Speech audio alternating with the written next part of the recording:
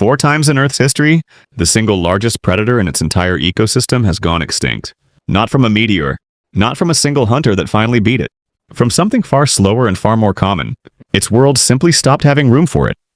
Megalodon, Dunkleosteus, the terror. Bird, the short-faced bear. 4 different eras, 4 different animals, one identical mechanism running underneath every single collapse.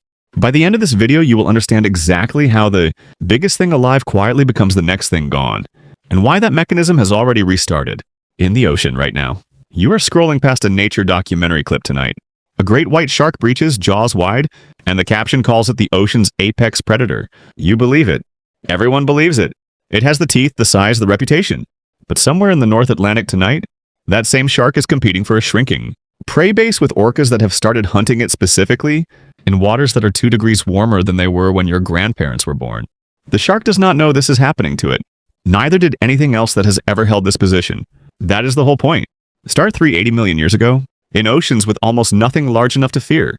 Dunkleosteus was nearly 30 feet long, armored across the head and shoulders in bone plates instead of scales, with a bite force strong enough to shear through the armor of other Dunkleosteus.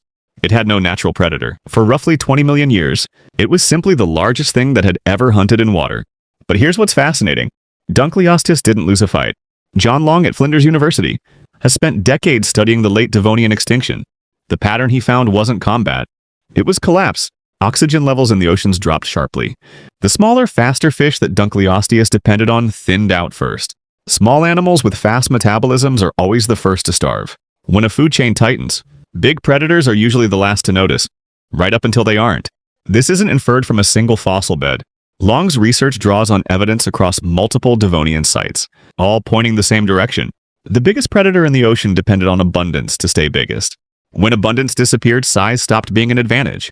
It became a bill that kept coming due. 300 million years later, it happened again. Same mechanism.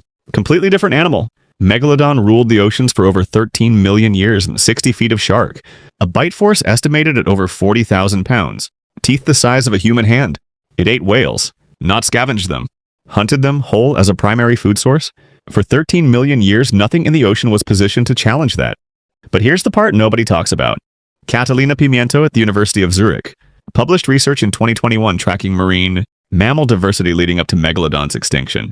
The whale population didn't collapse suddenly. It thinned gradually over millions of years as ocean cooling reorganized where whales could live and breed.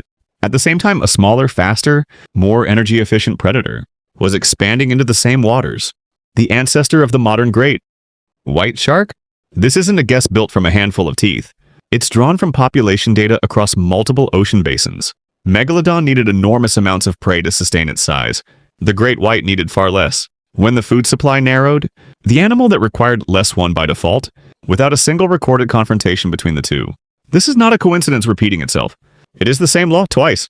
The bigger the predator, the more it depends on abundance staying constant. And abundance is the one thing that never stays constant for very long. The pattern didn't stop in the ocean. It came onto land. And it came recently. Recently enough that early humans were alive to watch it happen. So, what killed the 2 biggest predators the Americas had ever seen?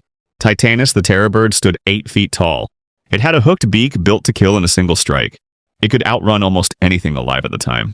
Alongside it, Arctodus, the short-faced bear, stood taller than a grizzly on its hind legs and could outrun a horse over short distances. Both were apex predators of the Americas. Both were gone within a few thousand years of each other, at the end of the last ice age. Larissa DeSantis at Vanderbilt University has studied Arctodus toothware in detail, and what she found complicates the old story that these animals simply starved outright. This isn't a story built to fit a tidy narrative. Toothware leaves a direct physical record of what an animal was, actually eating in its final years. The evidence shows a slower squeeze. Ice Age herbivores declined as the climate warmed. Forests replaced the open grassland these animals depended on. At the same time, newly arrived human hunters began competing directly for the same shrinking prey. Neither the terror bird nor the short-faced bear needed a single fatal event. They needed their world to stay exactly the same for one more generation. It didn't. 4 predators, 4 eras separated by hundreds of millions of years. A fish, a shark, a bird, a bear? None of them lost a fight. All of them lost a bet on the world staying the same size it had always been. Somewhere in the Atlantic right now, a great white shark that has spent its entire life as the ocean's most feared name is swimming through water. 2 degrees warmer than the water its grandparents hunted in. Orcas off the coast of South Africa have started targeting great whites specifically, driving them out of entire regions within days of arriving. The shark does not know any of this is a pattern. It only knows the water feels different, and the places that used to be full aren't anymore. This isn't cruelty. Nothing about this story has ever been cruel. It has simply been the oldest rule in the ocean, repeating itself on a scale too slow for any single animal to notice happening to it. Megalodon didn't see it coming either. Neither did Dunkleosteus, sealed in bone armor that meant nothing once there was nothing left to eat. Being the largest thing in an ecosystem was never a form of safety. It was always a bet that tomorrow would look enough like today. 4 times that bet has failed. The ocean outside your window is quietly running the same experiment again, on the last animal alive still wearing the crown. Being the biggest thing in the room was never the advantage you thought it was.